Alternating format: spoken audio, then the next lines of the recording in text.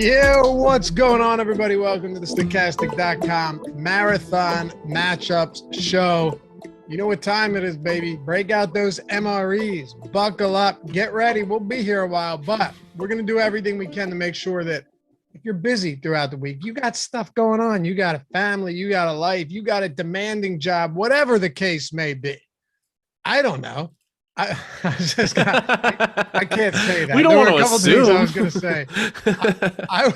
I would have found them very funny. Other people, maybe not so much. Anyway, whatever it is you do in your free time or otherwise, take that hour and a half out of your week. This is all you need. I'm Dave Loughran at Lofty_D, LOUGHY_D on the Twitters, joined by, as always, Matt Savoca at Draftaholic. What's good, brother?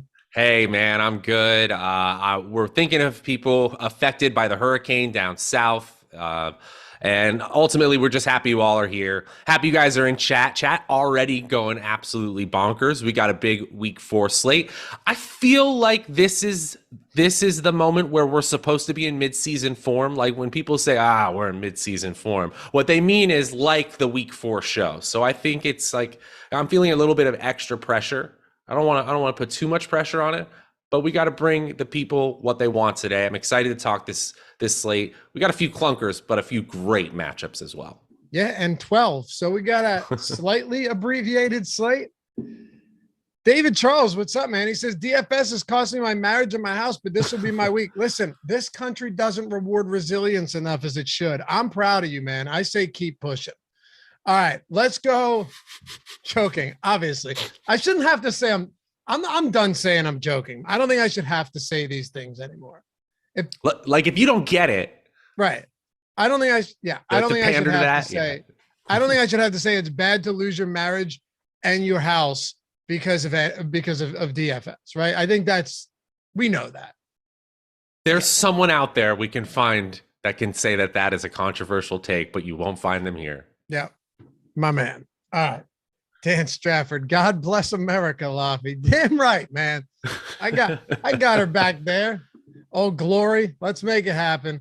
We got 12 games to talk about. A little bit of a late start, so we'll dive straight into this. Before we do, though, hit that thumbs up. Subscribe to the channel. If you haven't done so yet, you know the drill. Atone for your sins, my friends. And subscribe. If you want to join down below, you can hit that join, get the free super chats each month, the custom emojis, the sweet badges, all that fun stuff. And if you're listening in podcast form, hey, subscribe, leave a review, a rating, preferably a nice one. It is appreciated, helps us greatly. Let's go. And David, I know you were joking. I know.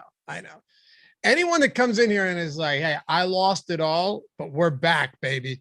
There is an element of respect that you must have.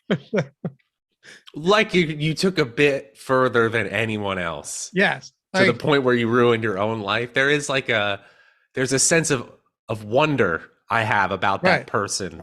Not that I ever want to experience it.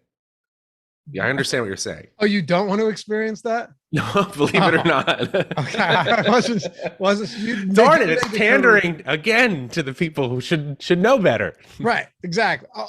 Exactly. So that's what I mean. We got to stop with that. There's just an element of like, hey, I'm here. I'm still here and I'm never stopping till I'm in the grave. And I'll get that Millie Maker win. Well, we're gonna do our best to help you achieve all of those most incredible goals. We'll start it with Buffalo and Baltimore. As Matt pointed out last season, we should just go highest total to lowest total. So that's what we've been doing ever since. Buffalo at Baltimore, highest total on the slate. Next up, Seattle, Detroit. That one's come down a bit, and it doesn't shock me at all. And we'll talk about that one. Very excited about that game. But first, Buffalo, Baltimore.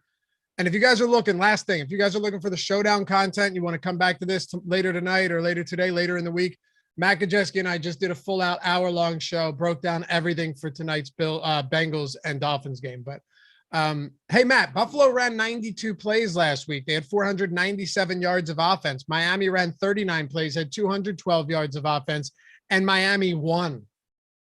Incredible. Look, you can't count Miami out of any game at all this year. Thursday night, I'm scared about picking the Bengals, period.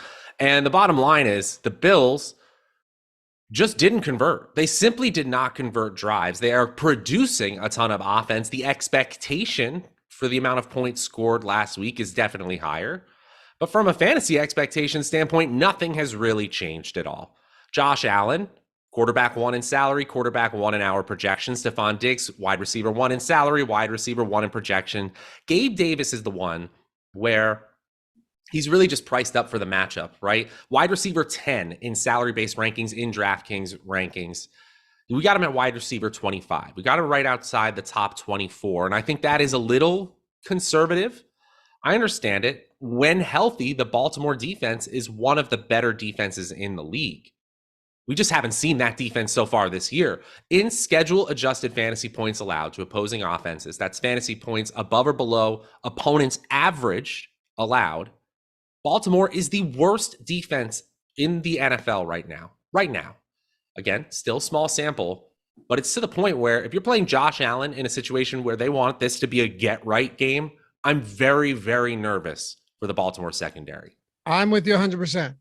Laying the 3 points on Buffalo too, I think it's a big bounce back spot. Can we not ignore, though, the fact that even with 6 defensive starters missing, they still only allowed 21 points. Yeah, they still held strong. They had 212 yards. Of course, they had the ball the whole time, but you get the point. Mm-hmm. And then offensively, they'll be fine. Josh Allen threw a ball. He killed worms, threw a ball into the dirt that he hits every single time to Isaiah McKenzie. Every single time. I was shocked that he missed that. That looked like aging Donovan McNabb. As an Eagles fan, and those of you would understand that reference, but dude, there's so much offense on this team. Baltimore, you already mentioned it, but they're allowing 60 more passing yards per game than any other team through the first 3 weeks. And of course you go, yeah, but Laffy, that crazy Miami game, right? I mean, that Miami game in the fourth quarter, they just allowed 320 passing yards to Mac Jones. So it's not like they haven't been caught. Devontae Parker came back from the dead. Yeah. Devontae Parker had the game that everyone has been dreaming about him having since 1981. It's amazing. Yeah. Baltimore exhumed him from the grave, performed some necromantic spell, and said, hey, fella, go have a game. And that's exactly. What's that? I said, get out there. Hocus pocus. Get out there. Yeah. Hey, you know how they say, like, have to brush the rust off of him? He was brushing the dirt and the soil off of him. What a stupid joke. All right. But when it comes, what if someone in chat didn't get that it was a joke and they thought that maybe there are necromancers in the NFL? That is true. Devontae Parker never was actually dead. Thank you. But yeah, the ownership on Diggs is not low at all. As a matter of fact, and I want to update our ownership projections right now just to make sure. Yeah, it's still the highest on the slate.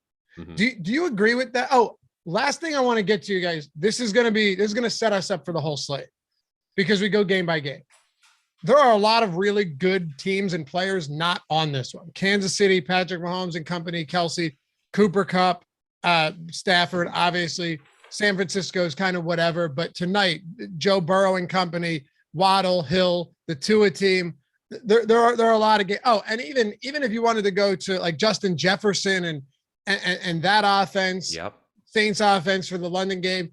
So you're going to see a lot of good running backs, and there's still a lot of good receivers, but some of the top overall receivers in the league aren't on this slate.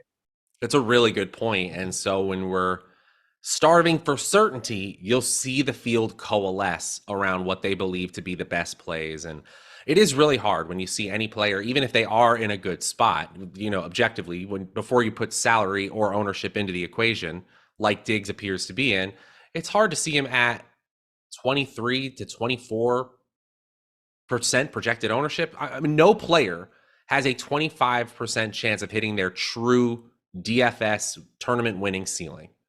It sucks to say, but even Cooper Kupp has a floor that's crazy high, but no player really should have an ownership that gets beyond, like, I don't know, maybe 30%, even if they are the absolute chalk. And you can't really say that about Stephon Diggs this week. So in that regard, just looking at it very simply like that, I would say he's quote unquote bad chalk for tournament. he's still a great play against the Ravens, especially if the Ravens are going to be a mediocre secondary this year. I don't know if that holds, honestly, that part, but I don't think they're above average like they have been in previous years. That's for sure. Right. It's not the same team. There's no question about that. I think even like a Dawson Knox, eventually that 2 touchdown game is going to happen for Dawson Knox. It's going to happen eventually. I don't know when, but he's not expensive. He's sub 4K. That's a spot I'm more than willing to get to. What about Gabe Davis and these running backs? The way I kind of see this offense now is this whole offensive unit is based around what can Allen and Diggs produce, and whatever they can't produce, we'll just kind of evenly distribute and vary the distribution after that.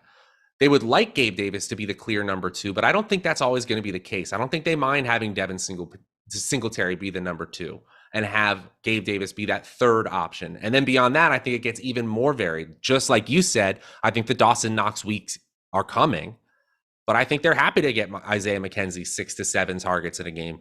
They're happy to also have that go to Jamison Crowder. Right now, honestly, I like McKenzie a lot more.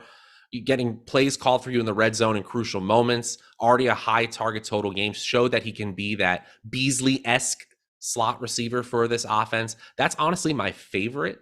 But again, like I like to do, comparing projection to salary-based expectation, the only players that look really good are Diggs, Allen, and then the starting running back, Devin Singletary. Yeah, Singletary, ton of routes run last game. Would you believe it if I told you that he was now third in routes run among all running backs? It says more about the offense necessarily than the quality of his usage, but that is really surprisingly high. Yeah, I think it says a lot about last game too. 39 routes, like that, crazy. But yeah, he's getting opportunities.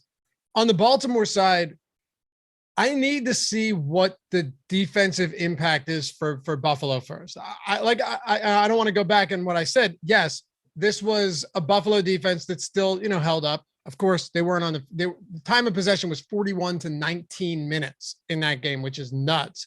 But you have a lot. Micah Hyde's out. Tre'Davious White is still out. And you're still waiting on Dane Jackson, Jordan Poyer, Ed Oliver. Those are big time injuries. Yeah. I already have no problem with Lamar and Mark Andrews. All I'm saying is I'd like it even more if that secondary continues to be more beat up and that defensive line is missing Ed Oliver as well. I never know what to do with myself where I'm like, okay, stay bad, Baltimore defense, because then we get the spike games from not only the offense playing that Baltimore defense, but Lamar Jackson can just go out there and continue doing his thing. He's not only one of the most insane rushers in the entire NFL, regardless of position, maybe the best rusher. Nick Chubb might have something to say about that. He's number 3 in PFF's passing grade this year. He's been unbelievable. He's turned Mark Andrews from a star to an absolute superstar. I get that this Bills defense is vaunted, has a great brand name, if you will, but I'm less scared of them than I have been in previous weeks. I will say in schedule adjusted fantasy points allowed, they're in that same number 1 position they have been for the last season and a half. Updated for this year's stats, even with the injuries, they still are a really, really tough defense. So ultimately, it doesn't look fantastic on paper, but Lamar can break the slate here once again. We have him quarterback 3 in our projections. The shootout potential really is based on that Baltimore defense, as you said. Hey, listen, Buffalo defense, right? Well, it's really the Baltimore defense being bad that I think influences the game the most, and then the Buffalo injuries. Gotcha. Yeah. So last week, a lot of people were worried about the matchup with Lamar. There was also a million different good quarterbacks on the slate, right? You had Mahomes on the slate. You had I could go down the same list I rattled off a minute ago. This week's not the case. Lamar was 2% owned last week. Mark Andrews was 4.5% owned. They were in the winning Millie Maker lineup. So as the leading MVP candidate right now, they can get it done. He can get it done in a multitude of ways. He's expensive, but what's his ownership at? And I know we're spending a lot of time on this game, but we'll move through some of these a lot quicker anyway. Well, also, if you're not playing someone from this game, it means you thought everybody failed. So you better find the reasons within this conversation why all these players fail. Yep. Lamar's at 6% expected ownership on DraftKings right now. Yeah, that's not very high. No, it is not. Seattle and Detroit. Let me tell you, man, there's a prop I like quite a bit. I don't know if it's still there. Rashad Penny, anytime touchdown, plus 150. Like that a lot. I think this could be the Penny game. Kenneth Walker played 9 snaps last game. 13% of snaps went to Kenneth Walker. About 70% went to Rashad Penny. And I'm also looking at a Detroit team that is likely going to be without DeAndre Swift. I know that the news on Amon-Ra St. Brown came back positive. I don't think he plays this week. And if he does, I don't think he's going to be close to 100%. I would not be at all shocked. And the totals come down as well. 2.5 points, 3 points from the open, actually. If Amon-Ra St. Brown and Swift, their 2 clear biggest playmakers, are going to be out. And if that's the case, let's not act like Jared Goff is someone who makes his players better. No, you're cutting the head off the snake here, and Jared Goff is going to have to throw to DJ Shark and Josh Reynolds. And while Jamal Williams, we'll talk about him, Matt's going to get to all that right now. If he's getting the start, yes, very capable backup, great DFS play, nowhere near as explosive, nowhere close to the same game-breaking abilities as DeAndre Swift. That's kind of how I'm reading this right now. He can have all the emotional quotes he wants in Hard Knocks, but he is not the same player as DeAndre Swift. And I love the call on Penny to start us off because it's a great way of just flipping the narrative. Jamal Williams is going to be 20% owned because he's a cheap, easy access to a high total game. Again, it's that paying for certainty paying a low value for certainty, actually, that people are gravitating towards. But I don't think he's a very good play. Our projections would tell you otherwise. We have him at running back 2 right now on our overall projections. And obviously he's barely inside the top 15 in salary-based rankings. But I think in tournaments, when you're going against the grain, going against the field, Penny having a great game against a Detroit defense that ranks dead last in schedule-adjusted fantasy points allowed to running backs is a great call. I'm also really happy to see that Geno Smith threw for 300-plus yards for the first time as a Seahawk last week. That matters to me in the sense that maybe there's some ceiling potential for Tyler Lockett and DK Metcalf to where we can pay attention to them for DFS purposes once again. Maybe even spike weeks for them both in the future. I'm getting ahead of myself, but matchups against a defense like Detroit would be the times where it could happen if it was possible for it to happen. Honestly, I'm just kind of pleasantly surprised to see against a bad defense, which we know Atlanta is, Geno Smith is capable of putting up 325 passing yards. That spells good things for this offense as a whole, but I read it the same way as you do. Rashad Penny flipping the build against a popular Jamal Williams should be one of the easiest routes to be different in tournaments. So, Caleb, what's up, man? Caleb McLean said to be careful because Walker's snap count will increase every week. Now, could that be the case? Yes, it was twice as high last week in week 2 than it was in week 3. I personally see this being more of a game script situation. And Ken Walker obviously has to improve upon pass blocking, but if this is a scenario where they're playing from behind, I wouldn't at all be surprised to see Kenneth Walker, get a little bit more opportunities in the passing game, run a few more routes. But at the same time, if this is competitive, and I personally think that it will be, full disclosure here, I have the Seahawks plus 4.5. I think Penny gets the first crack at being able to run the football against the team whose run defense right now is anything from scary. Where are they at? They're 24th in run defense DVOA.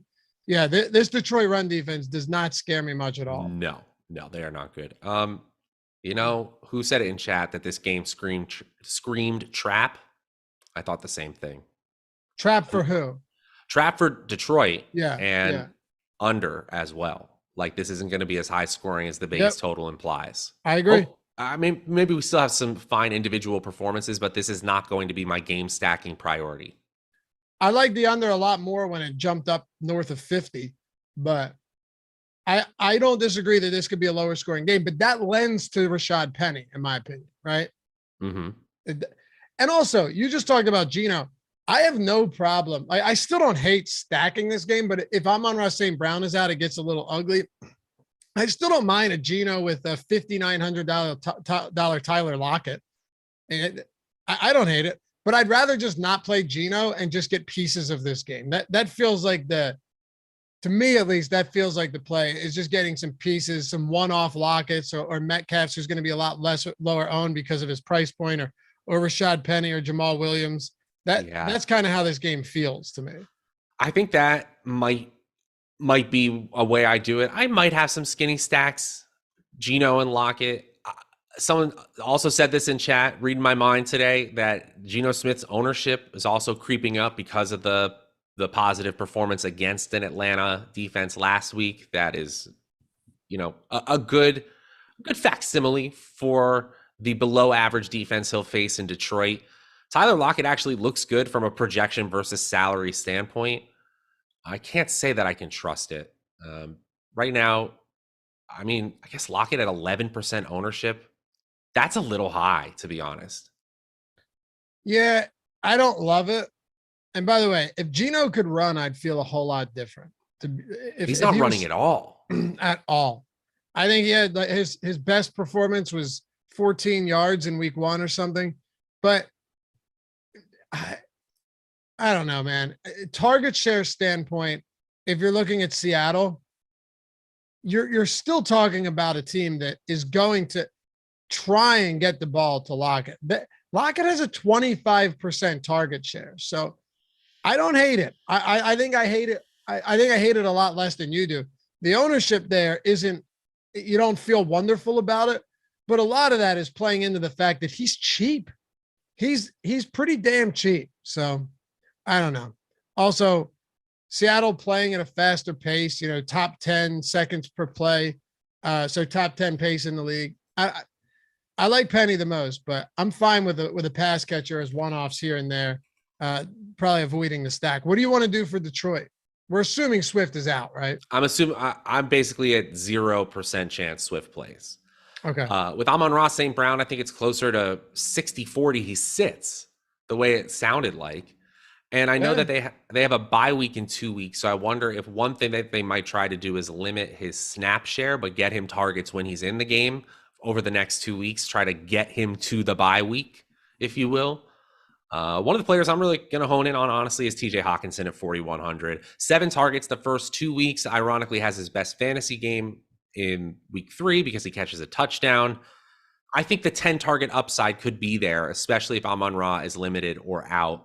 And I think I saw Josh Reynolds also is banged up as well.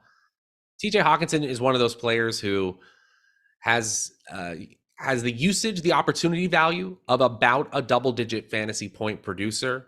So we would like to see that spike a little bit more, but all he needs really are 2 or 3 more targets to get that done. And I think the likelihood of that happening, if Amon-Ra is limited, is pretty much there for me. So I will go to him, even though his projection versus salary looks so-so on the Stokastic site right now. It's kind of crazy. Eight of the starters in this starting lineup for Detroit have questionable tags right now. So that's really easy to evaluate on Thursday then. Yes. Exactly. Pay attention to that. It's very possible that Jared Goff is forced to throw a ton to one of these guys that would have never been. I was looking to see if Tom Kennedy was still on the roster. Would have been hilarious, but it's incredible that our CEO is able to go out there every Sunday, get it done. Preseason God. But yeah, like Khalif Raymond, Quintez Cephas. Remember last year it was one of those guys every week to start the season before St. Brown came along. So pay attention. And that's why we have the deeper dive. That's why we have all of these other shows to make sure we get you locked in the event that we don't have injury news. It's nice that on today you'll have Wednesday and sometimes you have some Thursday practice reports as we're midway through the show. But for Detroit right now, it's kind of tough. Let's move on then. Let's talk about, because we got a lot of games to get to here. We knocked out the first 2 highest totals right now. And then you have Cleveland and Atlanta actually tied for the 3rd highest total. That is interesting to me. I actually think, Matt, that these are pretty, given that it's in Atlanta, right? So adjusted for the stadium or the location, I think they're pretty evenly matched teams. And the line would suggest something very similar in this arena. Evenly matched teams in that their offenses have shown us much more than their defenses have. Yeah. And that is great for fantasy football. Again, I'm going to keep mentioning that schedule adjusted fantasy points allowed metric, because I believe if you're just looking at one defensive metric to try to describe what a team looks like above or below average, it's a catch-all that can help us get there real fast. Both of these teams are in the bottom 6 in the NFL, meaning they're easier for opposing offenses. Hey, Mike, you want to take me off the screen and put Matt on the screen? Atlanta has you just sitting there like doing your thing around while I talk. Just the Atlanta defense is bad again. 31st in the NFL, only ahead of Baltimore in that metric. And Cleveland is up there with the other bad teams. I mean, Arizona, Houston, Seattle, as we just mentioned. There's some really good shootout potential here. And I already saw in chat, people are asking me what my favorite stack is. It might actually be Atlanta. Drake London, Mariota.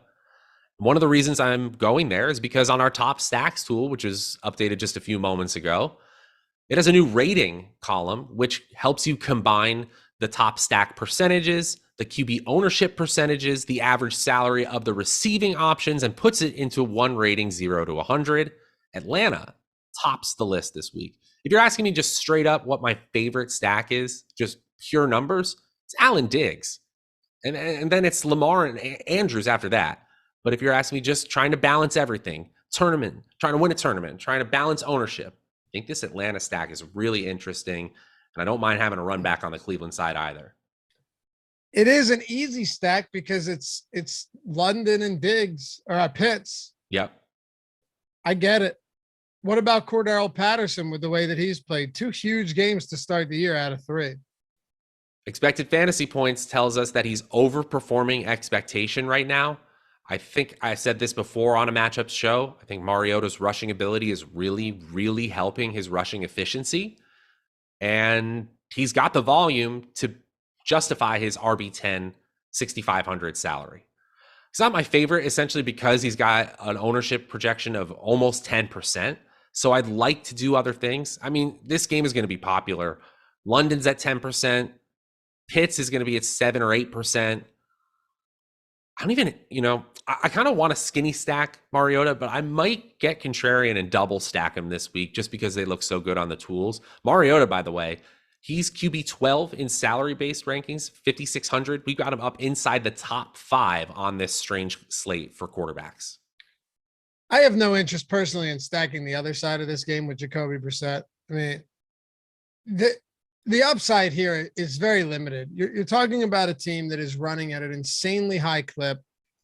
Yes, I expect this game to see some points, to see some scoring, but Cleveland's running at the 3rd highest clip in football right now. That's no surprise. Chicago at 66%, which is just stupid. And not in like the way people say stupid as in good. It's actually stupid, but they don't really have much. And I know the game 1 and all that, but still, wow. 55% though, you're going to get a lot of carries from Chubb. You're probably going to get another 10 to 12 from Kareem Hunt. Outside of Amari Cooper, unless you want to go like Cooper and David Njoku, but I don't think there's enough volume to go around to really make Jacoby Brissett a great option here. Another thing to consider too is you still have Hurts and Jackson and Allen up there in high total games. You have some good quarterbacks on this slate. I suppose it's possible, but with the way that these mobile quarterbacks can rack up 35 fantasy points so easily, it seems pretty tough to win tournaments right now with like an 18 or a 20 from Brissett. I'm glad you said that because Marcos in chat, you've had some very astute observations, but I do have to disagree with you here that if Brissett scores you 20 fantasy points at that salary, that's still good, is only part of the equation. If Brissett scores you 20 fantasy points and Josh Allen and Lamar Jackson and the rest of the top tier quarterbacks don't score 40, you're good. Honestly, I think you need 25 to 30 points to feel really good about a quarterback, even at 5,500. And I think the way you get there, we can map it out, right? It means you're almost certainly stacking him with Amari Cooper because that's the only way he gets to his ceiling. But just talking about percentage chances of him getting there, it's not looking really good at all. I do have to say, one of the players I am interested in is Kareem Hunt, running back 16 in salary-based ranking, 6K on the dot. The guy's just gotten volume that makes him usable. He's number 1 in the NFL in red zone touches right now, even though he's 33rd in snap share, 44th in opportunity share. This team runs the crap out of the ball, and he gets more routes than Chubb. I think Kareem Hunt is not bad at all, and he's not going to be popular. I was just looking at like Millie Maker winners from the first 3 weeks. And of course it's the Millie Maker, right? So it does, you can take that how you want it, but you did have one cheaper quarterback win it, Tua, but that was a 44. That was a 44 spot. And then last week it was Lamar with whatever insane number he put up. You know how it is. It's a raw point. Josh in chat is saying it. I don't think QB right now is a point per dollar position. It's a raw I don't think so scoring either. position. Yeah, I agree. What about week 1? It was Mahomes with 38. With 38. Fantasy points matter in fantasy football. Yep. Apparently. Okay. Yeah, exactly. It's tough. I think it'd be tough to get there unless you're just loaded. Or if the quarterback is like insanely cheap, like in the 3s or something, then of course, if they have anything near normal quarterback score, they're going to possibly pop in an optimal. Anything else from this one you want to hit on? Amari Cooper's playable. David Njoku's playable. Only in the largest of large field tournaments are we going to DPJ or anybody beyond that, because they can clearly be invisible for an entire game. Harrison Bryant as well. I wouldn't say cross them off against a bad Atlanta defense in a large field tournament. Definitely not, but I'm not super excited to go there. I'll just add it as a game stack when I am game stacking this one. All right. Next up, and I'm surprised too that Cleveland Atlanta game has a total as high as it does. Just saying. But anyway, Jacksonville and Philly. I wouldn't be shocked if this game ends up going under the 47. It's Jacksonville has the number 1 run DVOA in the league right now. They look very good. They rank 7th in pass defense DVOA. I was screaming it from the rooftops after week 1. Don't sleep on this defense. Wentz had one of those like 2017 games where he was hitting every single tight window possible. It wasn't even bad defense for everything I saw, at least on the tough end zone throws he made. They're good. They're 4th in total DVOA right now, but the Eagles aren't that far behind. They're 6th. I mean, elite pass rush. Their run defense is where they struggle, but their secondary looks better. Their offense is excellent. They can kill you in a multitude of ways. And the offense for Jacksonville looks better. They finally have a competent coach. But I think a lot of this comes down to one thing. How does Jacksonville handle a mobile quarterback? Because so far you faced a banged up Justin Herbert, you face Matt Ryan, and you face Carson Wentz, who doesn't run anymore either. That's a good point. Right now, they've been strong against the rush in general, but this is a new wrinkle for sure. I'm reading this the exact same way you are. Maybe it's fun to debate sometimes, but I do think Jacksonville's defense and Philadelphia's defense being more impressive than we thought they would be might be a bigger story than both offenses being more impressive than we thought they would be. Now, I understand why in this, again, I keep calling it a strange slate because we're going to get to this tier break where the totals in general start to get real low, real fast. But Trevor Lawrence looked especially good last week. I think he underperforms this week against a tough Philly defense. Philadelphia has looked unstoppable. I think they win this game, but I don't think they do it while looking unstoppable. I think Jacksonville's defense is much improved. I will say in PFF's team defensive grades, they're number 8 in the NFL, and both of these teams are in the top 3 of schedule adjusted fantasy points allowed to opposing offenses, meaning it's harder for opposing offenses to score on them. This actually has some low scoring potential, just like you said. Yeah, doesn't it? It kind of, now look, 2 offenses that can explode as well. These games are always tough to analyze because for that exact reason, but It definitely feels like this could be one of those games that goes under. I wanted to hit on something real quick, Matt. What's up, Josh Gillum? He says that Lamar Lamar had 48 in the week, that Tua had 43 or 44. That's different though. That's a lot different than being like, hey, Tua had 23 that week and Lamar had 25 and was the other highest score.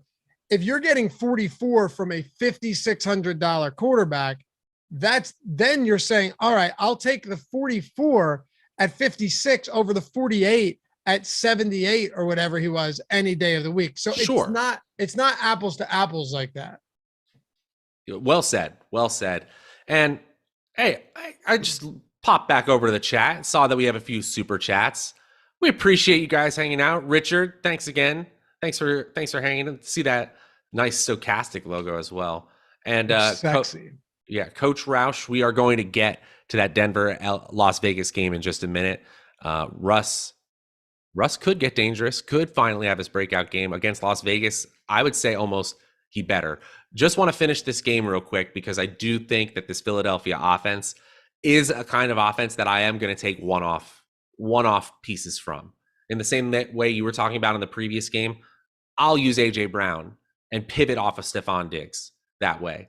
I'll get back to Devonta Smith. I'll go point chasing, absolutely. He's top 15 in the NFL in average yards of separation at target.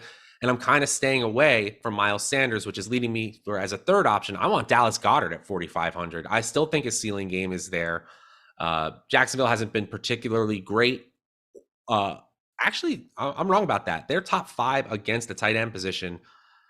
I think the touchdown potential is still there. Again, as a one-off piece, I don't mind it. Sure. And again, if you put it in context, what metric are you using for against the tight end position? I don't weigh this very heavily, but I use the schedule adjusted fantasy points allowed specifically to tight end. I usually just use the overall opposing offense metric because it varies way too much for the tight end position specifically. Gotcha. The only reason I mention is because it's like Logan Thomas, Mo Alley Cox, and Gerald Everett. So, yeah. But I don't know. They've looked good. And you mentioned the separation from Devonta Smith. It's wonderful. But how about those my ball type of plays that he made last week as well, where he didn't get the separation and still came up over top of corners on multiple plays? If you can do that, you can have huge games again. They sorry to get you pumped up again, but they could have the best offense in the NFL for the entire season. It's good. I still like the Bills, but I still think the Bills are. I watch the Bills and I just think this team is I know last week they were an unstoppable fluky game. I still think they're number one, but with the trouble brewing in Tampa Bay, with Aaron Rodgers looking at Romeo Doubs is his number one. Right. I think the best offense in the NFC is right now, at least it's probably the Eagles, right? I think they might end up the 1 seed right now. If you're asking me who to all right, stop, Matt. All right, next game. Let's keep. Don't do this to me. Don't do this. I'm with you. Look, do I think this game is going to just to wrap this one up? Do I think this game could be lower scoring? Yes, but with how good the Eagles' offense has been right now, I also wouldn't be shocked to see a lot of points either. I'm leaning under, but AJ Brown's not going. Oh, I would love if this game was going overlooked. I guess that's what I'm getting at. It's still going to have some ownership. Yeah, absolutely. And we should, before we jump to the next game, we should talk the Jag side. Christian Kirk, he's in the you can start him range for sure. James Robinson, our projections say no. My gut kind of says yes. I think he's the better used player in this offense. No, RB7 in expected fantasy points per game. That's his opportunity value. And I kind of like Zay Jones and Marvin Jones as just flyer large field tournament pieces. If you're choosing to game stack this game, if you're seeing it a little bit different than us and see the offensive potential, these players have played well against tough defenses like the Chargers are. I'm not overly enamored with the Jaguars against a tough Philly defense, but I'm not shying away either. Yeah. Could be a James Robinson game for sure. Definitely could be. Secondaries look pretty good. if I'll say this, if I'm playing this, I would really prefer to just full out stack this game. That's a spot that I think could be very interesting. Just stack this game because maybe we're wrong and it explodes because both offenses are actually good. It's always a possibility. And we've seen it happen many times in the past. Good offense versus good defense. Someone has to win, right? Like something has to win out on that. Sometimes, I mean, if you're asking me like that is how I go about breaking down a game, I try to use statistics to see which will be the quote unquote dominant unit of the big four, which team's defense will dictate the rest. And every other unit is reacting to that one dominant unit. Sometimes there are two, but it's just rare enough that that's kind of the way I break games down in general. If anyone was wondering. Denver and Las Vegas. All right. So I do the odd shopper video, the picks for every game. That came out yesterday. Check it out. Every single game. Got one for Thursday Night Football in that. I also have a separate Thursday Night Football video.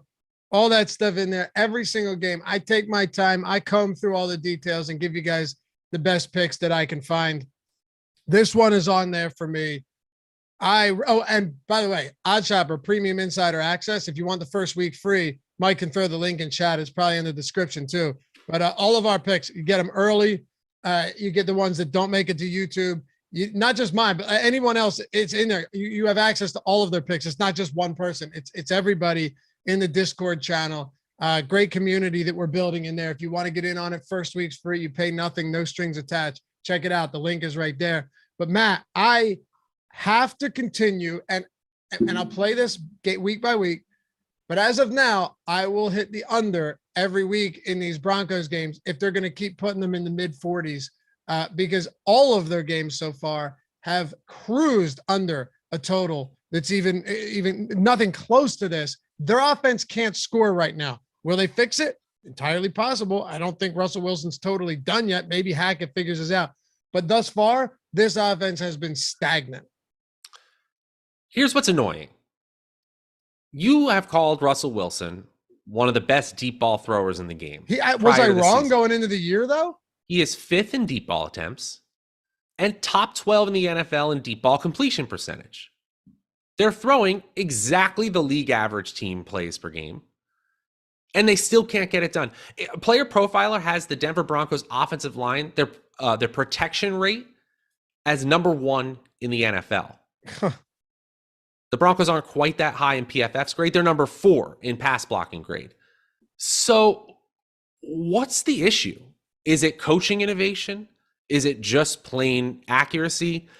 Is there a talent deficiency that we just didn't realize with Jerry Jeudy or Cortland Sutton?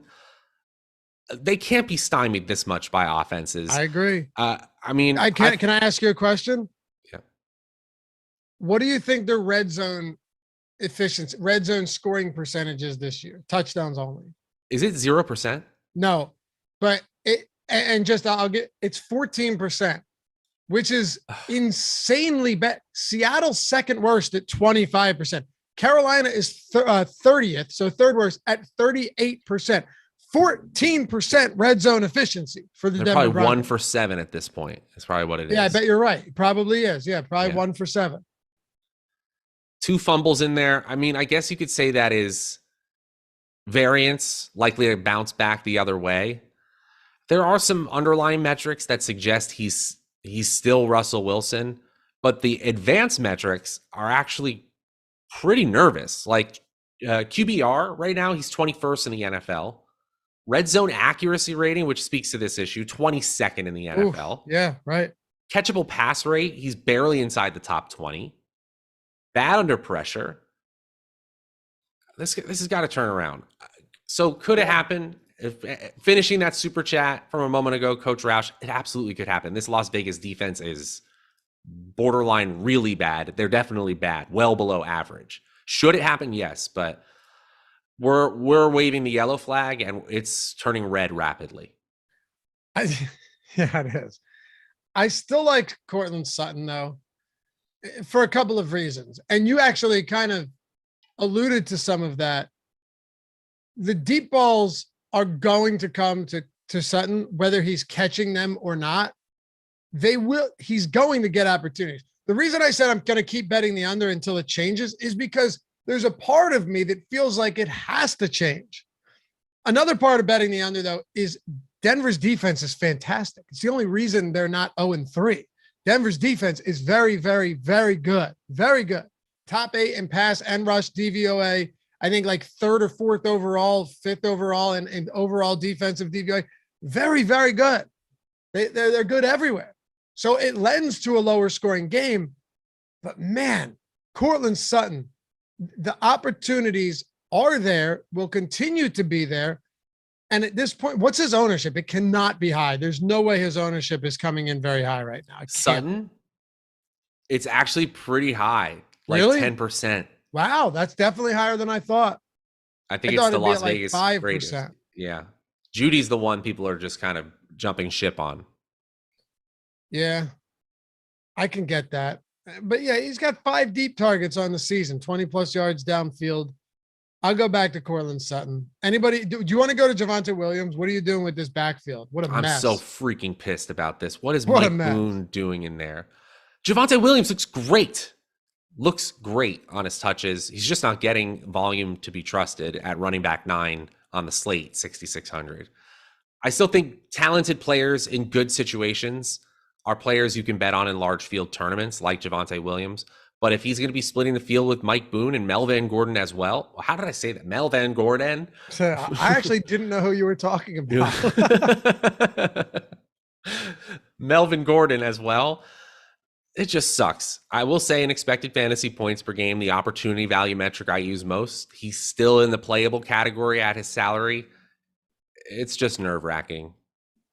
I'll have some shots of him in large field. I want to ask you something. Just rapid fire your immediate response, okay? Without looking at anything. I'm going to rapid fire a few off to you, okay? Let's assume Montgomery and Jamal Williams, and Swift are both out. David Montgomery and Swift are both out, okay? Okay. All right. So pricing right now, we know that Javonte Williams is 6,600. Williams or Jamal Williams? Javonte Williams or Jamal Williams? Yeah. Javonte Williams in a tournament. Okay. Javonte Williams and I agree for a tournament, but Javonte Williams or Khalil Herbert, 5,900. 57. Khalil Herbert. 57. Okay. By a hair. Javonte Williams or Miles Sanders? Javonte Williams. Okay. Javonte Williams or Antonio Gibson at 6K at Dallas? Javonte Williams. Okay. So the reason I'm asking you this is, Javonte Williams or Devin Singletary, 5,900. Devin Singletary. Okay, so even at 6,600, you must not think he's that overpriced, given that all those guys below him in favorable spots or getting usage, you would still put him above a lot of them. I think he's fairly priced. Okay. Fairly priced is how I'd put it. Fair enough. Yeah, that's why I just wanted to see where we were at there. What are you doing with the Raiders? The Raiders better figure it out too. They're another one of these teams where they're 0-3. Now, a lot of people realized that they were going to have offensive potential and still lose a lot of games. It doesn't appear that the Raiders got that message. One player I do want to highlight, though, is Josh Jacobs, who is down in the basement salary-wise, $5,500 in salary. Projection well ahead of salary-based expectations. Devontae Adams is going to be an interesting pivot for me because so many people want Diggs is getting 3 times the ownership, and that shouldn't be the case. I understand that the matchup against the Denver defense is really, really tough, but it doesn't make Devontae Adams' ceiling potential 0. It just makes it less, especially with Hunter Renfrow still questionable to play. Waller's the one where I'm still kind of unsure on what to do, but the ownership is kind of leading me to take some shots there, even though the projection doesn't look fantastic, and of course the matchup isn't great. If he's going to be sub 5% owned and he has a chance to break the slate without Kelsey on it, and really it's just kind of fading Mark Andrews is what I'm really doing by playing Waller, I don't think it's a bad bet. Okay. Look, anytime, I'm never going to argue against you with Devontae Adams, should be in some lineups, but you would agree though, and this isn't to take away anything that you just said, but this Denver defense, the only reason they've been competitive right so far. 100%. I'm saying all these things, and I'm thinking to myself in the back of my head, I should be saving these takes for On the Contrary, which I'll be on tomorrow with Neil Orfield. Nice plug. That was morning. good. Yeah. That was good. All right. Yeah, check that out. That should be exciting. Is it just you and Neil? It might just be him and I. He has a possible guest, but they're not sure they can join. We're gonna chop it up. Neil and I have been at opposite ends of the building, so if it's just us two talking football, I'll be thrilled. That'll be fun. Yeah, I'll be tuning in for sure. Yeah, that's a great show. That's a very good show, and some great game theory goes into the conversation there. So be sure to check it out, guys. And also check out when's the fantasy football start sit / Q&A video you guys do? We actually had it at 10 in the morning today already. Okay. Yeah, and we did a little pitch for this very show that we're on there. So hopefully we have some viewers from both in there. Yeah, we're there Tuesday through Friday at 10 a.m. And then the notorious Fantasy Hour by Stokastic before Thursday Night Football as well, congruent with Live Before Lock. There you go. We got you guys covered everywhere. DFS, betting, fantasy football. Let's talk about the Chargers and the Houston Texans. God, I know how Ben feels about this. We had our first look show on Tuesday, and it's really hard for me to blame him that he just doesn't have any faith or confidence right now in Justin Herbert, given that the problem too is when you're dealing with an injury that's like a pain tolerance thing, that makes it pretty rough on top of everything else. But I always want to give you guys all the information I can. All right. And it might be boring to you to hear who's out and whatnot. You just want the plays, but you should know this stuff. Otherwise you're wasting your time. So Herbert's questionable. So is Keenan Allen, but Rashawn Slater just hit the IR. That is not good. That's your left tackle, right? Corey Linsley, their center, is questionable. And then on defense, Joey Bosa just hit the IR. And I'm not sure JC Jackson's practicing yet. So if we're just looking across the board of impact players, legit impact, high-paid players on this Chargers team, this is ominous, Matt. So there's always a tipping point for every single good offense in the NFL. There's a tipping point where they have a loss of talent and cohesiveness, where it no longer is a good offense. I think one of the best examples of this tipping point, Brady's a good example. I think it can be much more acute, much more abrupt. And I think the Super Bowl 2 years ago with the Kansas City offensive line absolutely crumbling around Patrick Mahomes and an absolutely elite offense around him showed that tipping point, how no matter what talent you have, if a certain part of your team completely crumbles, it might affect the rest of the squad. And I'm worried that that's the case with the offensive line of the Los Angeles Chargers, with the fact that several of their defensive playmakers are sidelined now or banged up, and this offensive line is hurt. We have a risk of ruin with this Chargers team. Now, it's kind of nice because we have what should be a gimme game to really kind of gauge. It's a good barometer for where the Chargers are as a team. I'm hoping that Herbert just kind of overcomes it all, especially with the fact that now that the defense is banged up, there's more shootout potential in general. What if Damien Pierce goes off on the other side? What if Brandon Cooks actually scores a touchdown, forcing the Chargers into a more pass-heavy approach? I think that's more likely, but I just don't know with this offense. Truthfully, if you're asking me what players I want to play right now, if Keenan Allen is back and unpopular because people are nervous, it's there. And I'll take shots here and there on Justin Herbert, sub 5% ownership, just because his stats are still really freaking good, even if his rib is definitely broken.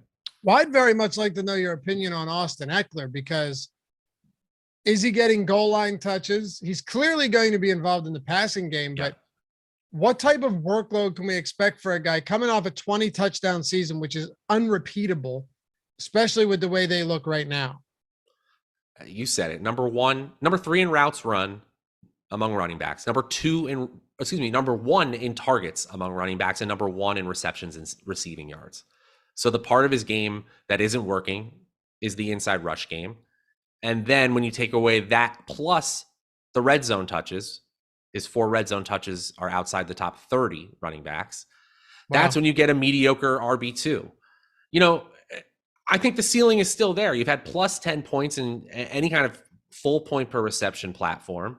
You've already had an 18-point game, and there have been no total touchdowns. So if the touchdowns are there, that means that 20-point upside is still there. The only issue is that the Houston defense is making people go to Eckler once again. It's not unpopular. It's at 14% projected ownership, running back 4 right now. He doesn't even pop in our boom bust tool. I'm not saying don't go there in tournaments, but I just wish he weren't that popular. I have zero qualms with that argument right there. We'd be singing a very different tune if Austin Eckler wasn't getting a lot of ownership too, but he is. And as another thing to consider, right, to kind of fully encompass what we're talking about, it's not like Eckler's prices come down to where you go, oh, wow, man, he's way cheaper than all of these other running backs. Like, yeah, he's cheaper than him. He's not way cheaper than these guys. I have some concerns here, but you mentioned Damien Pierce. He's kind of interesting. Especially if this Chargers offense continues to struggle and they don't have to lean on Davis Mills. You might see it. You might see another game where Damian Smith can 59%, so 60%, basically 60% of snaps in back-to-back weeks. You could certainly see it. And his defense has got some holes right now with LA. This is something that I've been more attentive to in my lineup building this year. So maybe I'm just honing in on it specifically here.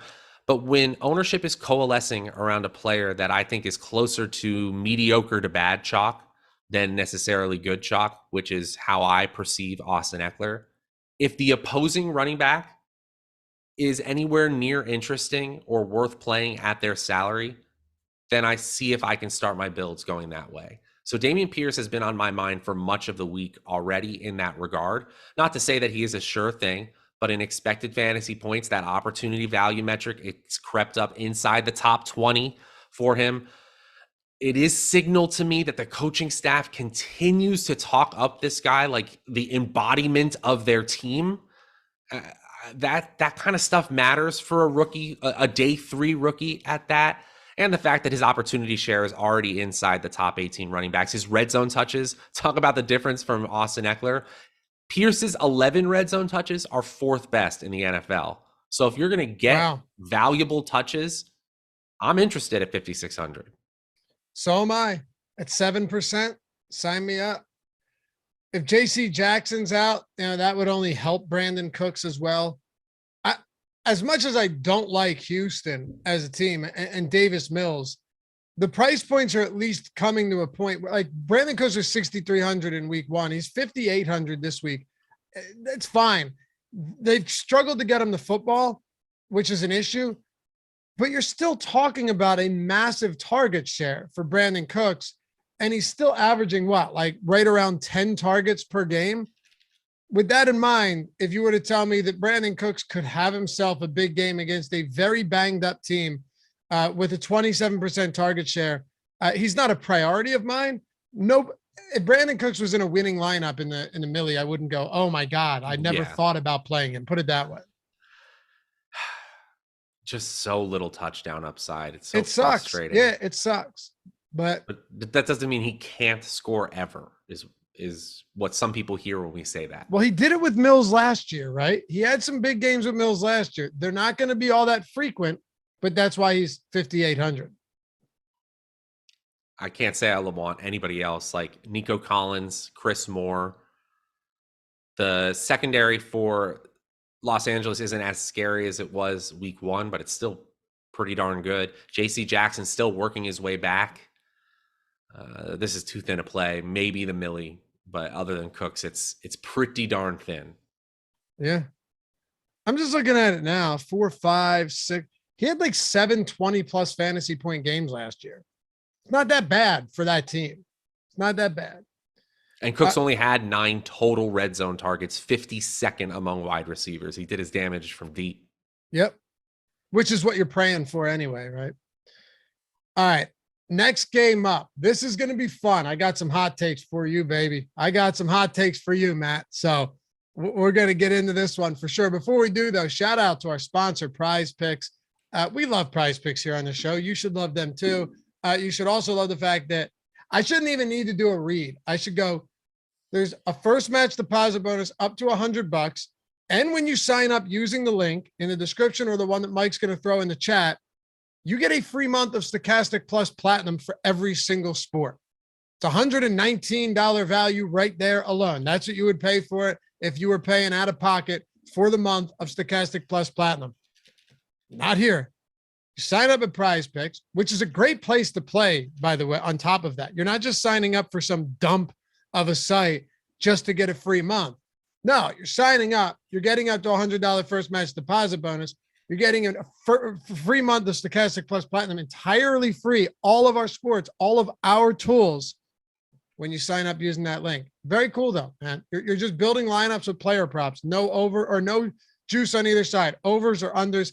And they have an awesome array. I don't know if that edge is still there. I remember finding it last year where you would hit touchdown props. It'd be like Derrick Henry or Jonathan Taylor. Yes or no, over a half a touchdown, but no juice, nothing on them. It'd be like getting free squares, and you're not playing against anybody else. So it's not like you're in a situation where you're worried about ownership. If you hit 5 of 5 in your lineup, you 10x your money. Unlike a traditional book or traditional parlay, if you hit 4 of 5, you still 2x. You still make money back on getting 3 of 5. There's no sharks, optimizers, mass entries, nothing like that. Just straight daily prop based contest. And you can do cross sports too. You can do like an MMA prop with a CFB, with a NBA, NFL, all of them in one. I don't know. Why am I still going? This is obvious. It's great over there, man. It really is. And you get free month of Stokastic Plus and $100 first match deposit bonus. Check it out, prizepicks.com. You can download it in the App Store, Google Play Store, or really just click. You got to click that link to get all of this. So do that. And then if you want to download it elsewhere, that works as well. All right. Prize Picks, sponsor of the strategy show. Next up, where are we at? Oh yeah. Tennessee, Indianapolis. Shootout, Matt, calling it right now. In chat, someone was like, please don't say Matt Ryan or Tannehill stacks, please. Shootout, Matt. Let's go. No, I don't love the stacks. I love the one-offs. I mean, Jonathan Taylor had the toe injury. Did you know it's the first practice he's missed since high school, or like he's never missed a practice or something crazy? Yeah, that I saw that tweet. Wild, right? So I'm hoping it's precautionary. If he's in, I mean, shit, if he's not in, you all know right now what we're doing. I mean, it's very obvious that if you end up not having Matt Ryan or Jonathan Taylor, you're going heavy Nyheim Hines. But I like Michael Pittman plenty. And I'll tell you what, here we go, Matt. Buckle your seatbelt, fella. I don't want to stack the Tennessee Titans, but I think they're going to have some pieces of Robert Woods, who for the first time all season, last game actually looked like he wasn't coming off an ACL. I might, where's Treylon Burks priced at? 47, a little expensive, but they want to get him more involved, they said, if he has an illness. All I'm saying is, Colts secondary has struggled. They're like 27th in pass DVOA. Their offense, their run defense has been very good. On the other hand, Tennessee's run defense has been crushed, and their secondary is basically middle of the road right now. I think there are plenty of pieces without full out game stacking this that could be explosive. And if you look at the history of these two teams, they've had some crazy high scoring games against each other over the last handful of years in division. I see it. And feel free to disagree. I'm just throwing you where I'm not 100% sure the Colts are capable of putting up a shootout score right now, but I'd love to be wrong. I'd love to see Matt Ryan do what I thought he could do literally 3 weeks ago. The problem here is that the salary hasn't come down in a way that I expected it would to. It's 5,600. That's QB 12 on the slate. But that's pushing his ownership to like nothing, sub 3% right now. So a Pittman Ryan stack is going to be super, super under-owned against a Tennessee defense who has been bottom 5 in the NFL against opposing wide receivers this year and bottom 10 in the NFL in that schedule adjusted fantasy points allowed metric to opposing offenses. I don't know if I really want to get into like the Paris Campbell or Alec Pierce weeds outside of like the Millie Maker, but they do have projections at or above salary-based expectations. So I actually think I want to play the Indy side when it's unpopular, and then a run back with Tennessee. You mentioned Robert Woods. I'll have some Treylon Burks as well. Both of those players are going to be under 6% ownership. It's kind of nice here because we know where the production is probably going to come from. The RB1 and then the two clear wide receiver ones. And it's even more clear in Indianapolis where you could say it's Pittman and then everybody else. Right. Yeah, that pretty much how I feel as well. I don't love the stacks just because the rushing upside is minimal to non-existent for it's non-existent for Ryan. Tannehill can run and touchdown in from time to time, but what do you want to do with Derrick Henry is the question. This is one of those weeks where I'm probably not getting there, and that means that when you look on Sunday morning at your lineups and you say, what destroys me? It probably is going to be Derrick Henry going off for 200 yards. Could he do it against an Indy defense that has been middle of the pack against the rush this year? Sure. I still think they're getting healthier. They're going to get, I don't know. Are they getting Leonard back this week? Do we know if Shaq Leonard's still questionable? I don't know. That really matters for Derrick Henry. Here's what I can say. His projection is well below salary-based expectations. His ownership is high, which means that he is not a priority for me. Could he go off because his name is Derrick Henry? Hell yeah. Let's see. So he's been practicing, hasn't played. He wasn't quite ready yet. I thought he was coming back last week. Yeah, a lot of people did. It's kind of similar to the situation with like Dobbins, where he's been practicing but just hadn't played yet until last week. But I agree. That's a big deal that we should be paying close attention to. But yeah, like I said, just pieces from this game. I like either low ownership or very concentrated offense. There's ways to get there.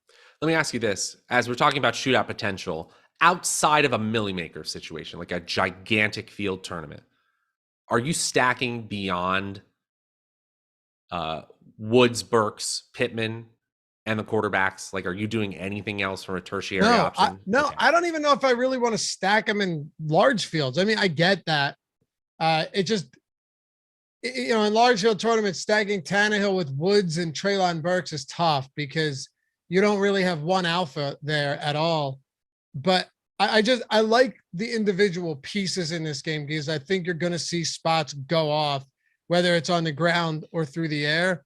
And you're not paying a premium for any of these pass catchers in Tennessee either if you're running them as a cheap one-off. Yeah. That makes sense to me. How about free content today? What's our free content? For those of you that aren't signed up yet, where's our free content at today? What do we have? We got MLB player projections totally free. Also, our primetime promo, that is $1 for all of our showdown content. Take advantage. I won't give you the whole rigmarole. I'll tell you straight up. It's like 20 cents a game for every tool that we have for showdown. We have the best showdown tools you're going to find. The top plays tool, ownership projections, all the simulation tools we have, the stuff that's going to help you win, that helps guys like Neil win monster money every week. If you do it today, it's $1 for the whole week. You got Thursday night football, Sunday morning football we'll have the tools for in London. Sunday night, Monday, and it seems like they're going to play in Tampa. Monday night, and then you'll have Thursday night again. That's 5 different showdown sites. They're running Millie Makers every single Monday and Thursday right now. 100K up top for Sunday morning, probably 300 for Sunday night football to first. It's $1. Again, it's essentially free. Prime time, or just use the link. Take advantage of that, man, if you haven't done so yet. Today's the last day that we're doing this promo. I don't know how many more promos we're going to be doing as the season goes on. So $1 for all of our showdown tools, all of our showdown content for the entire week. And no better week to do it with London football. And now you're on a Thursday, so you get both Thursdays. It's your lucky day. All right. Where are we at, Matt? Arizona, Carolina. How about Cardinals being road dogs to the Panthers? What the hell is going on with the Arizona Cardinals? No idea. Kyler Murray shouldn't even have a win had it not been for those heroics from Mariota against Las Vegas, right? Or from Kyler fumble. Murray. Yeah. Oh, yeah. Oh, I'm sorry. It's Kyler Murray. My fault. Yeah. Or that fumble from Renfro in overtime. Just Arizona still has a lot of fantasy goodness in them. They're number 2 in pace of play. They're number 2 in team pass plays per game. And they're throwing deep pretty consistently. Top 12 for Kyler Murray in deep ball attempts. He's also passing in the red zone, number 7 in red zone attempts. The fantasy meat is being left on the bone, proverbially. I'm still going to go there against a Carolina defense that has moved from below average to pretty much exactly average. But I don't feel great about it. I know they're even more banged up in the receiving core. They need serious contributions from Greg Dortch. They were getting legitimate snaps from people named Andre Bocellia last week. I thought that's an opera singer. And Zach Ertz sound like an opera singer. Zach Ertz, he's up to 4,700 in salary, to the point where he's back up to that elite Philadelphia Eagles Zach Ertz in terms of expectation. Can we really expect that from Ertz at this point in his career? I don't know. He's 32. He's almost 32 years old. He's 8th in the NFL in target share, but 2nd among all tight ends in targets. I don't think he's a terrible play this week. I don't think these stacks are bad, but again, this is we're only 3 games in as a sample size, but this is a yellow flag situation for the Cardinals. They might just be mediocre despite the high pace of play. Isn't it funny too? Because a lot of us, including myself, thought the defense would be the big issue. And the pass rush, what's that? It is a big issue, but it's not the biggest, which is the craziest part. Oh man, I don't know. It feels like it's not the biggest issue right now, which is insane. The one issue though, their pass rush stinks. You lose Chandler Jones, and now you have one of the worst pass rushes in the league. They have, oh my God, they're averaging 0.7 sacks per game. So that means they have 2 sacks in 3 weeks, right? Not great, Bob. That would mean two sacks in 3 weeks, right? No, yep, three sacks. No, 2. How does that make sense? That's 2 sacks in 3 games. 2 sacks in 3 weeks. 0.7 times 3. It's 2 points. I was right. I know I was right the first time, and I just started out thinking myself. Yeah. Them in Vegas have, 2 sacks in 3 games. Not good. It's not good. Someone asked, would you rather play Rondale or Dortch if Rondale's active? I think so. In a vacuum, Dortch, because he's been so involved. But now that I think of it, his price he's $5K now. Rondale Moore is 3,800. My hope is that they kept Rondale Moore out to the point where he can be effective first game in. Yeah, I think Dortch took the role that they really wanted Moore to play in this offense. It could literally be a 1-for-1 swap. And if you want to make that bet and just say all the projections we have for Greg Dortch, that's actually going to Rondale Moore, and just plug your lineups in that way, I don't think that's a bad way to play it. I just can't guarantee it for you. It's not crazy. And maybe Rondale has some decent blocking, and because he's going to get everything at the line of scrimmage anyway. Mm-hmm. But I don't know. I'm just shocked. I can't back the Chargers at home though, or the Panthers at home. I can't lay points on the Panthers. I know they're at home. Sorry, I can't lay points on the Panthers against the Cardinals. This is a weird of weeks. Really, this is a week of weird spreads. Yeah, that one surprised me. The Vegas favored at home against Denver surprised me. I know it's not on this show, but the Monday night San Francisco favored against Los Angeles at home surprised me. Trent Williams out too. Yeah. I don't know, man. Some value on Odd Shopper, the Odd Shopper channel. If only there was a video for a bet on every game or something like that. That would be interesting, right? It would be helpful. There is. I do one, and it's already out. I think you guys will enjoy it. Odd Shopper YouTube channel. Pretty sweet, man. All your betting needs. As Eitan says, and this is 100% verifiably true, fastest growing betting channel on YouTube. Nice ring to it. All right, what do you want to do with the Panthers then? And do you want to play James Conner? Sure. Not a priority play, but in the you can play him range. Expected fantasy points, projection, and salary all right aligned with each other. Nothing really popping. And ownership just around 7%. I believe that's 12th or 13th on the slate. The Carolina defense, again. Can I say something on Connor real quick? Oh, I'm sorry. Yeah, go for it. No, I was just going to say the Carolina defense is improved. What that means is they're no longer bad. They're just average. Middle of the road. Yeah. So I thought you were going to Panthers offense. I just wanted to hit on Connor real fast. Yeah, hit that. I think 7% is kind of good. If you look at how all of these games have gone so far, week 1 completely scripted out of the run game for Connor, right? Against Kansas City, embarrassing loss in the season and home opener, completely scripted out of the run game. Still had 10 carries, whatever. 6 targets though. Nice. He's involved in the passing game. Week 2, he got hurt early on. That sucks because then you had, who was it? Williams and Benjamin. Yep. Come in, and both of those guys got a ton of work. Would have gone to James Conner. And then in week 3, you're facing a really tough defensive front for that Rams team. They were playing from behind, had to throw all game, and he still saw 18 looks. So he wasn't effective with them. Sure, he didn't get in the end zone, but clearly Cliff Kingsbury wants, if he's healthy, and it's a good spot to get James Conner the ball. 1.5 point spread here. This is one of the spots where you could see James Conner I can't speak to efficiency. I can't speak to production. I could say this could be a 20-touch game for James Conner, and I wouldn't bat an eye. And to finish up the Cardinals here, I would say that all the people who said that James Conner was about to get the opportunity to take over Chase Edmonds' role in the receiving game are absolutely right. In 2021, he hasn't necessarily seen massive production, but in 2021, he only topped 25 routes run one time. He's done that in both of the games he's been healthy for already. Right. And listen, the volume's not terrible. 6, 5, and 4 targets. The 4 target game, he got hurt, right before halftime or something? Yeah. So, he only ended up playing 20% of snaps total in week 2. Is that all it was? So it was well before halftime, and he already had 11 looks.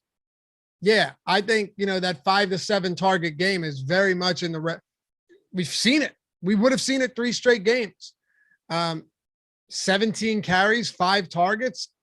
I have no problem with that. And he seems to be going overlooked because there's a lot of other similarly priced guys.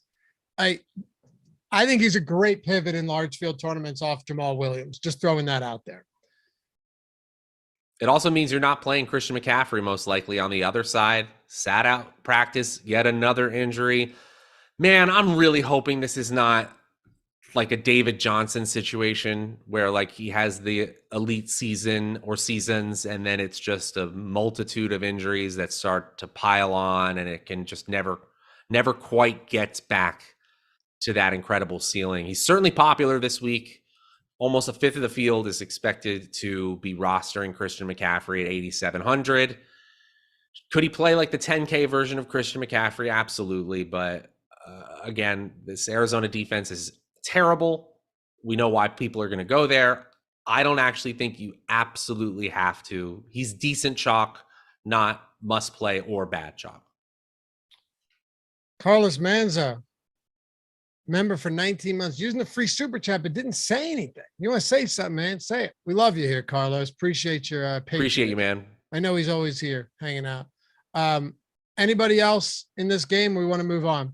DJ Moore is certainly at a projection well ahead of salary-based expectations. At 5,300, he seems like an excellent value, and the ownership is on par with other popular wide receivers, but not significantly more.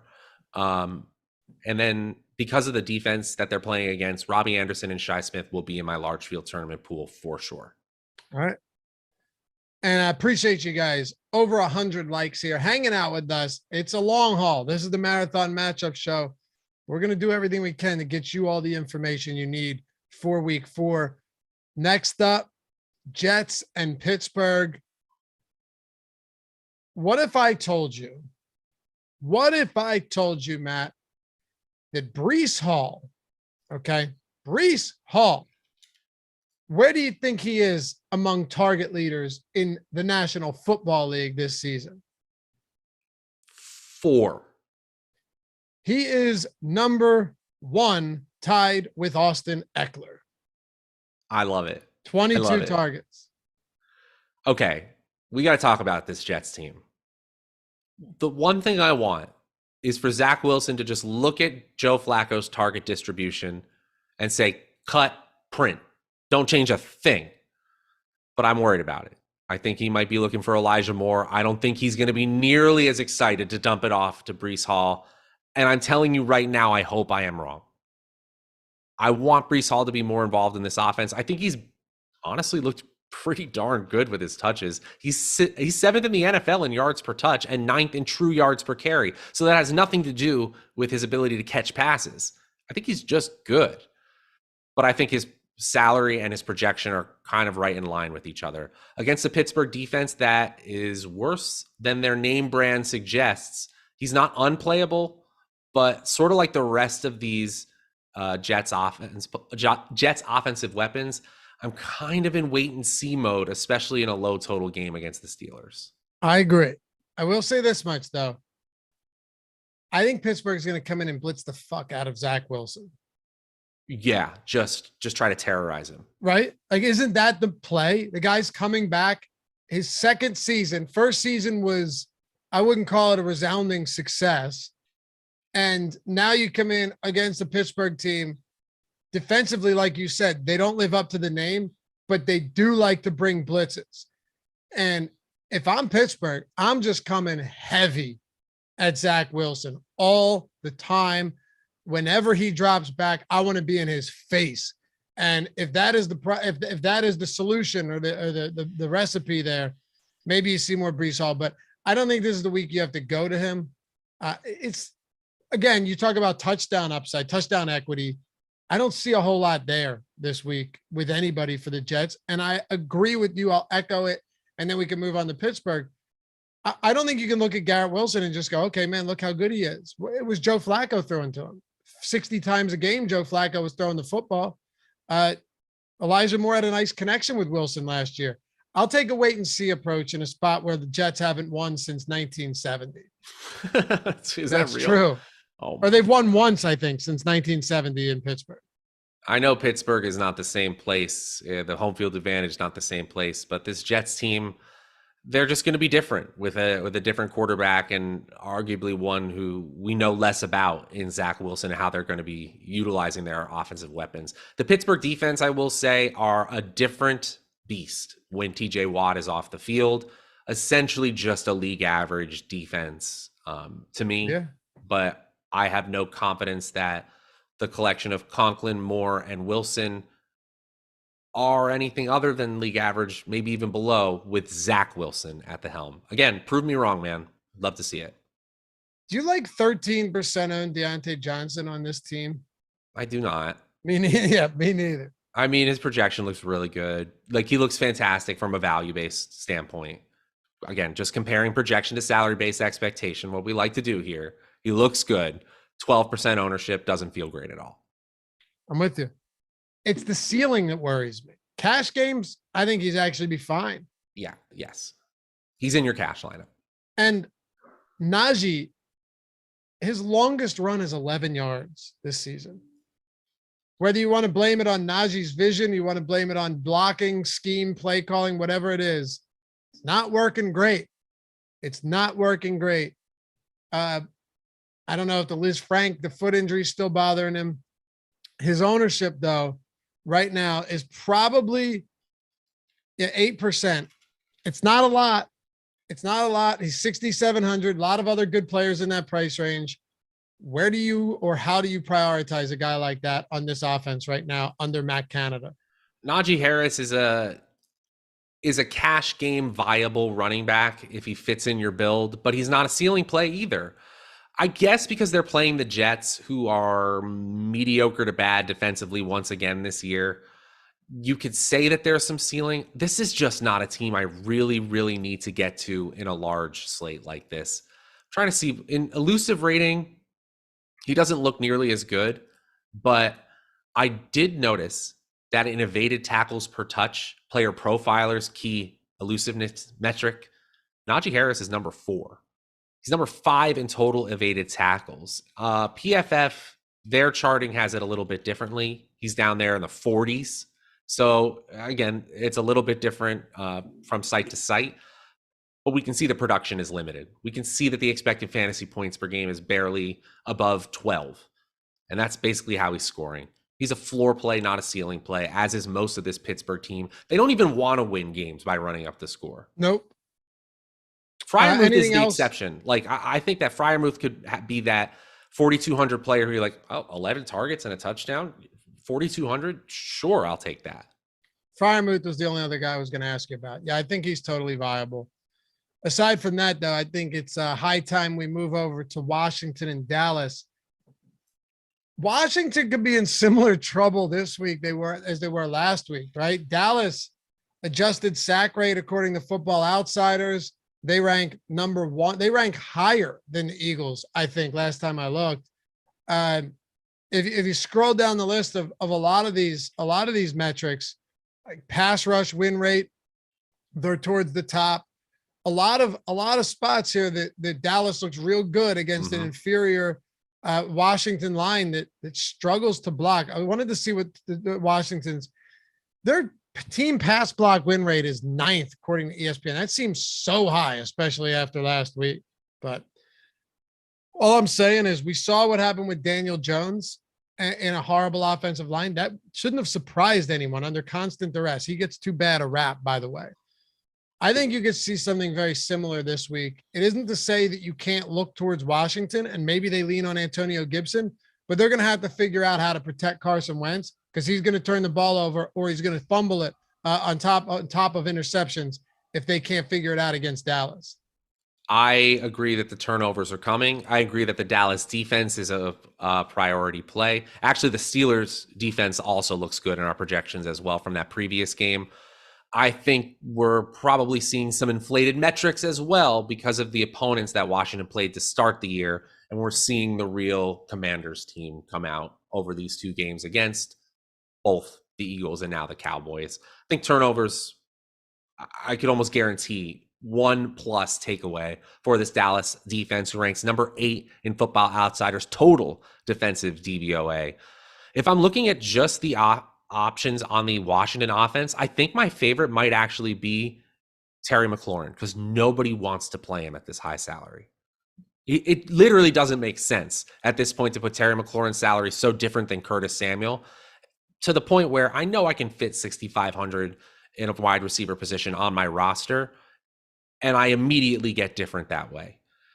I'm not Ben seeing was high on him too. Yeah, Terry McLaurin just still has that 1A role within the offense, even if the 1B role has really expanded for Curtis Samuel this year. And I think the spike game is coming despite Dallas having a strong defense overall. What about Gibson? I'm off him. He got outplayed by Robinson all preseason. They didn't want to give him the job. His opportunity value was fine, and all he's done on this opportunity value early in the season has been inefficient. You're not wrong. That's really it for me. Like, basically, he just proved the coaches right that in practice, when Robinson was fully healthy, that he should get the job over him. And Loughran and I have been saying on the Stokastic Fantasy Football channel, he's one of the easiest sells in all of fantasy right now. Like, is it a long season? Absolutely. But if you can take his 17 expected fantasy points per game and 14 fantasy points per game in PPR leagues at running back 12, I know we're talking DFS here, but like that is coming down. Yeah, Robinson's legs looked like Swiss cheese a month ago, and this guy's going to take over for him when he comes back. He is. Is he not going to take over when? No, he is. Back? I mean, the running back 52 in juke rate. That's evaded tackles per touch. 57th in true yards per carry. Get out of here. I like CeeDee Lamb though. I'll go right back there, man. 33% target share. Only players with higher target shares than CeeDee Lamb right now are Mark Andrews and Cooper Kupp. There are only 2 players in the league right now that have double-digit targets in all 3 games. One of them is Deontay Johnson. One of them is CeeDee Lamb. And I think Cooper Rush looked good enough last game. I was actually very impressed with what we saw out of Cooper Rush. So whether it's him or Dak just does manage to get back, I still look at CeeDee Lamb as the clear alpha in this offense. Let's not forget, if he didn't drop that one, you're talking about a monster game from CeeDee Lamb. That was a clear 50-yard touchdown. You drop passes, shit happens, whatever. But I like CD in this spot against Washington that just got carved up by that Philly offense last week. Number 2 in the NFL in target share, number 2 in the NFL in air yard share, number 63 in the NFL in catchable target rate. He's still making it happen. Yeah, that's crazy. That's crazy. He's not getting accurate passes at all. That's crazy. And he's still balling out. I mean, there aren't many touchdown catches cooler than the one he had on Monday night. He's awesome. Just an amazing player. And there was actually question marks in the very beginning of the season when he had 2 receptions on 11 targets against Tampa Bay, where some people in the media kind of said, is he really a number 1? Is he really good enough? And then he's balled out against Cincinnati and the Giants. That's exactly what he's supposed to do, but he should do the same thing against a mediocre at best Washington defense this week as well. The backfield is tough. I wish Pollard was getting the work. I tweeted on Monday, he looks so much more explosive hitting the hole with such better burst than Elliott. And Elliott didn't have a bad game either. I don't want to take that away from him. But Pollard with those 13 carries, I mean, what a difference it makes. You don't need to make him the bell cow, but he shouldn't be spelling Zeke either. I mean, if you're going to do anything, make it a 50-50 split on carries, because Pollard's fantastic. He's so good and efficient every time, every season. You know what's funny? Maybe someone in the Dallas organization is looking at expected fantasy points and trying to balance this out as best they can. So they're tricking the coaches into thinking that Elliott's the main guy. But Tony Pollard is at 10.4 expected fantasy points per game, and Ezekiel Elliott's at 10.5. So in that regard, in that opportunity value metric, they actually are more similar than we realize. And that's why they're salaries. What? But on what volume? So that is a volume metric. Expected fantasy points is a volume metric.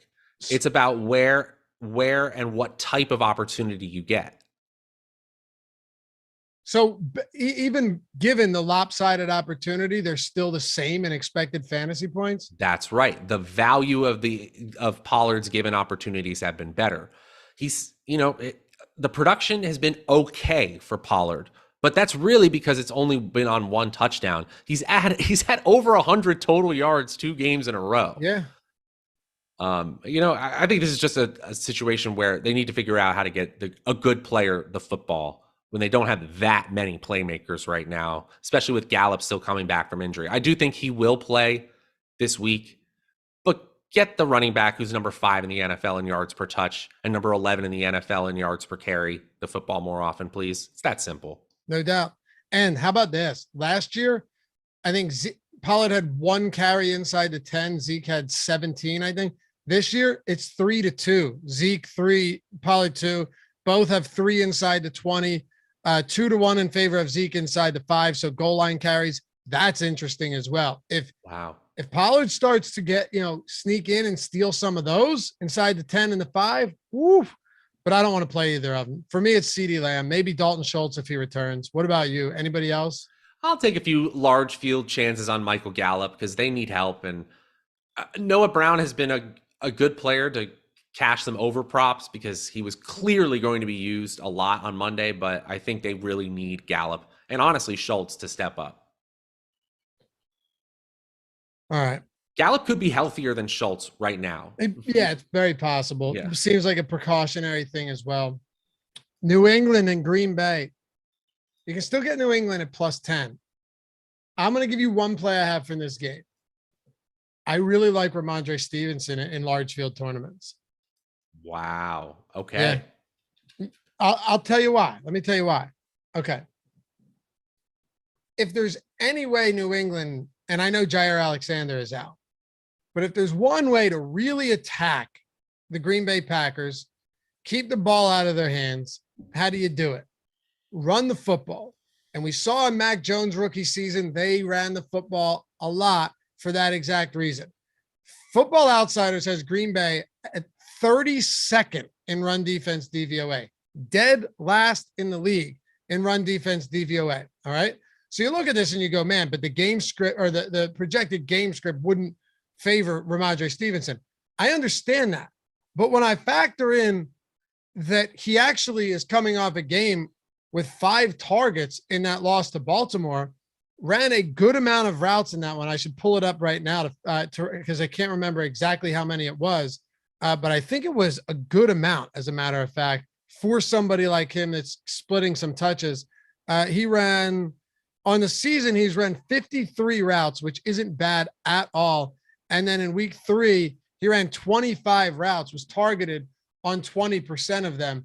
He also saw 12 carries for 73 yards. He's been efficient on the season, averaging 5 yards per attempt. Green Bay's run defense is bad. We saw Montgomery eat them up, even though they got smoked.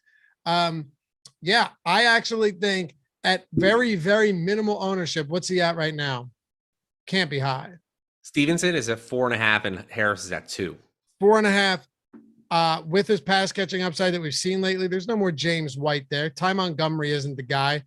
I think Stevenson you don't need to do much to get over the field on someone like that. Makes for a completely reasonable play if they plan on trying to keep this game competitive.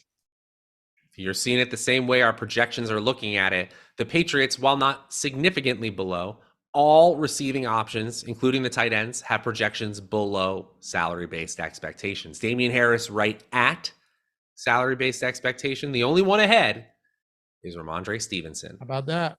I think you do give the Packers a heavy dose of their own medicine, a dual threat running back attack, and you see what happens with Brian Hoyer at the helm. We should see a lot of Brian Hoyer just handing the ball off and seeing if that works against a Green Bay defense that has had holes. This is going to be bad. This could be ugly. This could be like over in a quarter and a half, in my opinion, where they're just running out the game clock. I'm not sure if the Patriots are a team in a large field or in a large slate that we really need to focus on with how inept I think the quarterback play is going to be. I don't think Hoyer is that big of a step down from Mac Jones, if we're being honest. Really? Do you think he's that big of a step down, honestly, in that system? I think Mac Jones, not from a fantasy production standpoint, but I do think he's a little bit underrated as an actual like manager of the game. What do you like for Green Bay? Gotta love Aaron Jones. I mean, I'm actually surprised to see him at 3.5% projected ownership and just 7th in our projections. That's where he is in salary as well. Why not play a home favorite, who's bordering on a 10-point favorite? I mean, go get the starting running back. And honestly, AJ Dillon, I get why more people overall are playing him, but that just doesn't make any sense. Aaron Jones is more likely to smash in this spot than Dillon. So I'd rather try to pay up to be contrarian there. Dillon is not a bad play at all. He's got a projection ahead of salary-based expectation. And Romeo Doubs is absolutely in your cash lineup at 4,500, the way our projections look at it. But Jones for tournaments, I think, is my favorite by far. I agree. Yeah. Outside of those guys, I'm good. And I really don't feel like playing Aaron Rodgers either. I don't have a lot of interest in Rodgers in the spot. I know they're big favorites, but when they got to score the points to go up by 10, which is what the Vegas implied total says.